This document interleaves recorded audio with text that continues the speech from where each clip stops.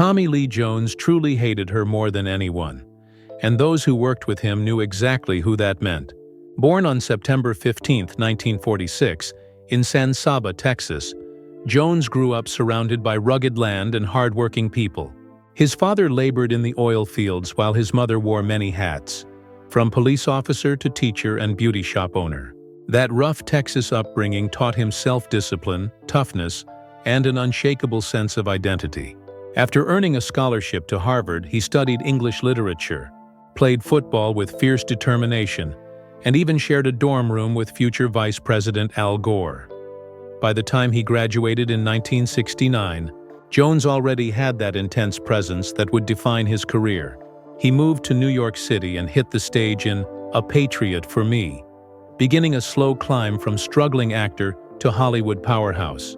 His early TV roles in One Life to Live and small parts in films like Love Story introduced audiences to his unique blend of intelligence and controlled fire. Success didn't come fast, but when it did, Tommy Lee Jones owned every second of it. During the 1980s and 1990s, Jones became a commanding screen force.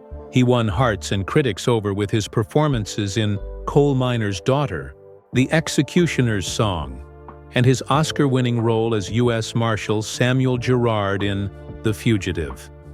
Audiences loved his sharp, stoic energy, that mix of wit and quiet menace that made him unforgettable. From Men in Black to No Country for Old Men, he proved he could play any man, whether lawman or outlaw, with the same gripping realism. Behind the camera, he also showed brilliance, directing and starring in The Three Burials of Melquiades Estrada and The Homesman, both deeply emotional westerns that reflected his Texas roots and moral depth. But despite his fame, Jones never became a typical Hollywood celebrity. He avoided the spotlight, preferring his sprawling Texas ranches and a life of quiet work and solitude. His personal life told another story, one of change, growth, and search for peace. His first marriage to Catherine Lardner connected him to a legacy of writers and screen legends, but it ended as his career began to rise. His second marriage to Kimberly Cloughley gave him 2 children, Austin and Victoria, and for a while, a calm family life. But as fame grew, distance crept in, and they divorced after 15 years.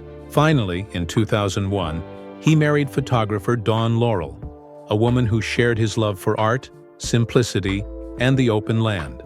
Together, they built a quiet life far from Hollywood noise, proving that Tommy Lee Jones had finally found his balance.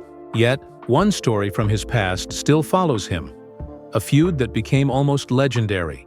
Tommy Lee Jones truly hated her more than anyone, people whispered during the filming of Backroads in 1981. His co-star was the Oscar-winning Sally Field, and what was supposed to be a passionate, dramatic partnership became a battle of wills.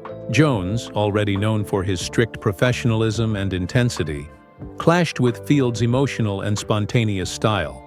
She had just won an Academy Award for Norma Ray and carried the confidence of a star.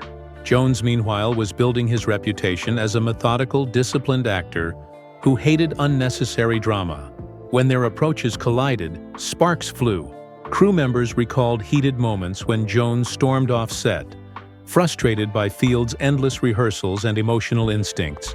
He thought she was overacting, while she found him cold and detached. Actor Glenn Corbett, who worked with them, once said, "He told me, I can't work like this. She's acting for herself, not for the scene." Their characters in the movie were meant to share a fragile romance, but in reality, their chemistry was pure tension. Even director Martin Ritt struggled to keep peace on set. Having previously worked with Field, Ritt's closeness to her only made Jones more resentful, convinced that she was being favored. When Field tried to give Jones notes or feedback, he would respond with a silent, icy stare that froze the room. Sally Field later admitted that working with him was exhausting, describing him as distant and difficult. When the film wrapped, they barely spoke again. Jones refused joint interviews and wouldn't even say her name afterward, referring to her only as the actress. Field stayed polite but once said, "Some actors think connection is weakness. I believe it's the heart of storytelling." Their clashing philosophies left back roads emotionally uneven, and critics noticed the lack of on-screen warmth. Still, that raw discomfort somehow gave the film a strange authenticity, as if their real tension became part of the story itself. For Tommy Lee Jones, that experience reinforced his belief in emotional distance on set. For Sally Field, it became proof that even great actors can destroy a story when pride gets in the way. They respected each other's talent but couldn't stand each other's methods, like two forces that could never exist in the same space. And though Jones never spoke about her again, the bitterness stayed with him. A quiet reminder that even legends can be undone by the clash of spirit and ego.